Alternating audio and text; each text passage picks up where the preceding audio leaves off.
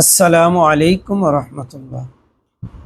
সম্মানিত ভিউয়ার্স, আজকে আমি আপনাদেরকে এমন একটা দোয়া শেখাবো যেই দোয়াটা পড়লে আপনার মনের ভিতরে যত পেরেশানি আছে, যত চিন্তা আছে, যত দুশ্চিন্তা আছে, সব আল্লাহ তাআলা দূর করে দিবে।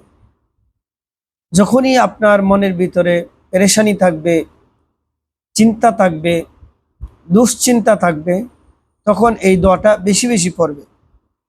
কারণ তিরমিজি শরীফে আছে, হযরত আব্দুল্লাহ ইবনে মাসউদ রাদিয়াল্লাহু তাআলা আনহু থেকে বর্ণিত, রাসূলুল্লাহ সাল্লাল্লাহু আলাইহি ওয়াসাল্লাম যখনই কোনো ধরনের পেরেশানিতে পড়তেন, তখনই আল্লাহর রাসূল সাল্লাল্লাহু আলাইহি ওয়াসাল্লাম এই দোয়াটা বেশি বেশি পড়তেন। দোয়াটি হলো, ইয়া হাইয়্যু ইয়া কাইয়্যুম বিরহমাতিকা আস্তাগীস, ইয়া হাইয়্যু ইয়া কাইয়্যুম বিরহমাতিকা আস্তাগীস, ইয়া হাইয়্যু ইয়া কাইয়্যুম বিরহমাতিকা আস্তাগীস। আল্লাহ তাআলা আমাদেরকে আমল করার তৌফিক দান করুন। আমিন।